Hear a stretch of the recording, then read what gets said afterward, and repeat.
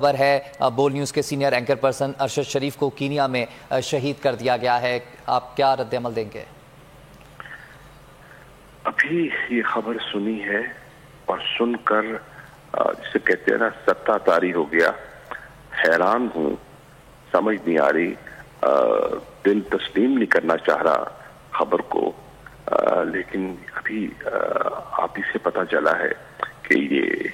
ایک افسوسناک واقعہ رونما ہوا ہے۔ تفصیلات سامنے نہیں ہیں، اس پر کوئی کامنٹ نہیں کیا جا سکتا۔ افسوس کیا جا سکتا ہے کہ ایک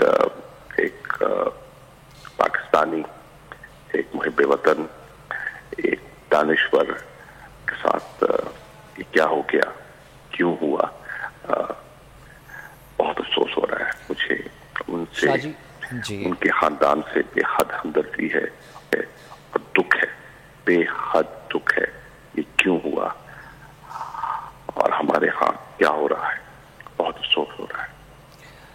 شاہ جی، جو تفصیلات سامنے آئی ہیں اس حساب سے کینین پولیس نے جو اعلامیہ جاری کیا اس میں بتایا گیا ہے کہ پاکستانی سفارت خانے کو بھی اطلاع کی گئی ہے کہ یہ پاکستانی سٹیزن ہیں جنہیں یہاں پر گولی مار کر جو ہے وہ قتل کیا گیا ہے، شہید کیا گیا ہے ارشد شریف کو۔ جی وہ تو قدرتی بات ہے، کیونکہ وہ پاکستانی سٹیزن ہیں تو انہوں نے پاکستانی سفارت خانے کو اطلاع کرنی تھی، یقیناً انہوں نے، پولیس نے کیا ہے، لیکن یہ کیوں ہوا، کس نے کیا، یہ ہیں سوالات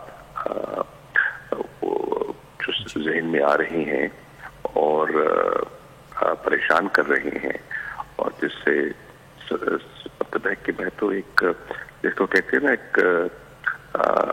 صدمے کی کیفیت میں ہوں، دل نہیں مان رہا، یقین نہیں آ رہا خبر کہ میں تو ابھی سے کہتے ہیں نا تھوڑی دیر پہلے اٹھا ہوں اور یہ پہلی خبر ملی ہے تو حیران ہوں بس۔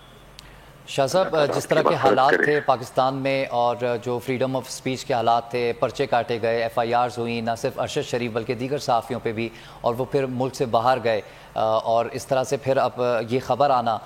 کینیا سے، کیسے دیکھ رہے ہیں آپ ان تمام معاملات کو؟ دیکھیے، حالات تو پریشان کن ہیں، اس پہ کوئی شک نہیں ہے کہ حالات بہت پریشان کن ہیں۔ آپ ملک کے سیاسی حالات دیکھ لیں، آپ ملک کے معاشی حالات دیکھ لیں، بہت پریشان کن ہیں۔ آپ اظہار گفتار پر جس قسم کی آج سختی ہے، پہلے کبھی نہ تھی، جس قسم کی ہماری جو کرائم ریٹ ہے جو بڑھ رہا ہے، اور مختلف علاقوں سے جو مجھے خبریں ملتی ہیں، جو وارداتیں ہو رہی ہیں، مطلب چوری ڈکیتی میں بے پناہ اضافہ ہو گیا ہے، یہ سب چیزیں ہیں جو کہ ہر شہری کو، ہر خاندان کو پریشان کر رہی ہیں۔